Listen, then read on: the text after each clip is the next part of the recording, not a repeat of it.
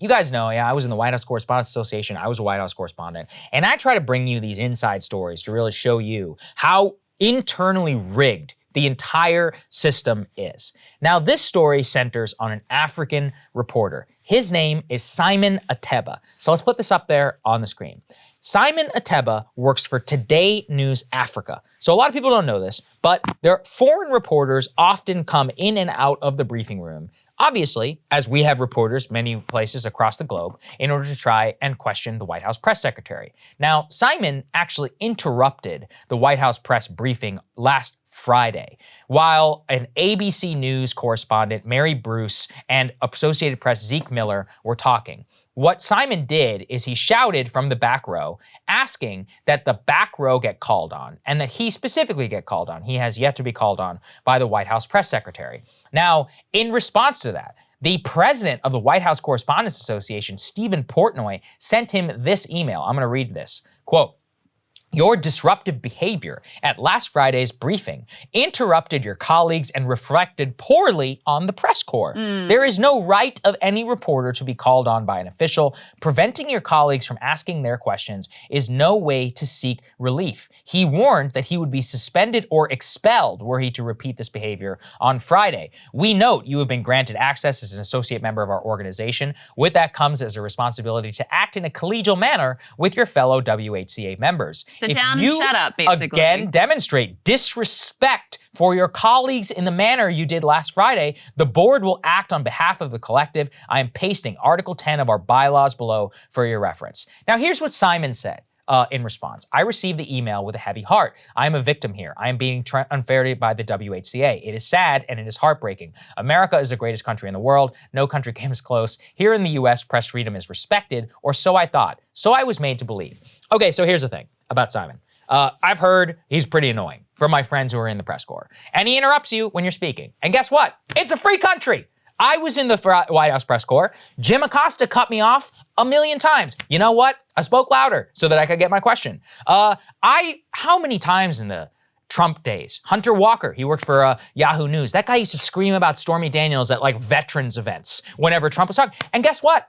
I believe in a raucous White House press. I think screaming in the face of the president and asking him a question of whatever the hell you want with as many reporters present is a good thing and represents the best of America.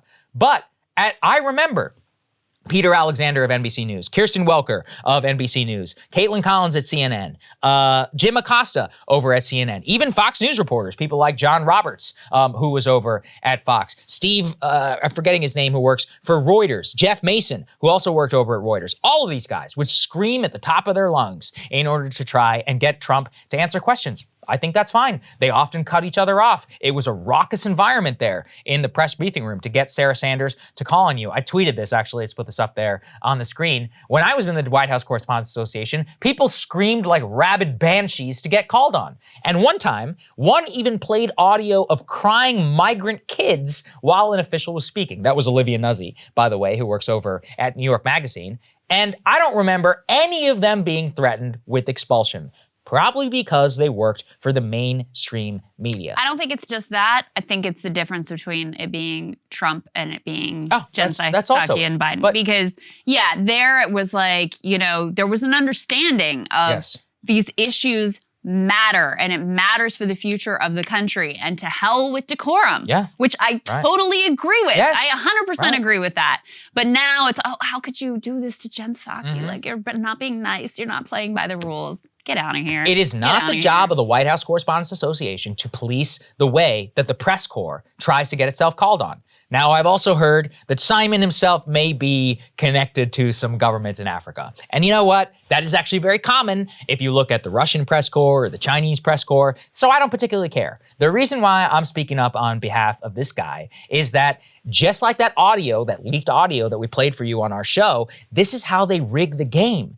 Who elected Zeke Miller, who's the head of the Associated Press correspondent, to decide when the briefing stops and starts? Who made it so that Stephen Portnoy gets to decide? By the way, I've said this before. I like Stephen. He was always very nice to me. He actually is a very conscientious reporter. And in general, he never comported himself this way. But I remember Jim Acosta, Brian Karem, and all of these people who screamed and screamed in order to get called on when the Trump was president and were never, not only not threatened with White House correspondence expulsion, Jim Acosta was defended by the WHCA when Trump tried to revoke his press pass. By the way, I support that. I think that anybody should be able to get a White House press pass as long as they are semi-credentialed or even part of a media organization. That's one of the best things about America, that any basically random citizen or blogger can walk in there and ask a question if Jen Psaki gets called on you. This is about the fact that they are full of it, and that press freedom to them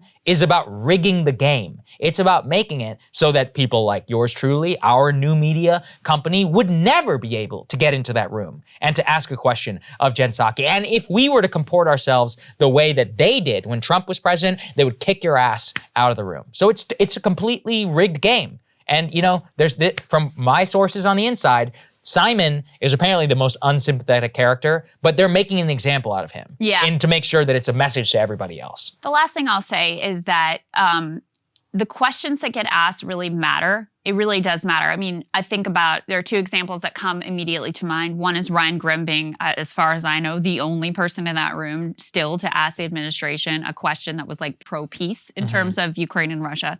And the second one that we point to a lot of times is when Nancy Pelosi got asked about stock bans for members of Congress and their spouses, and just like totally dismissive, oh, it's the free market.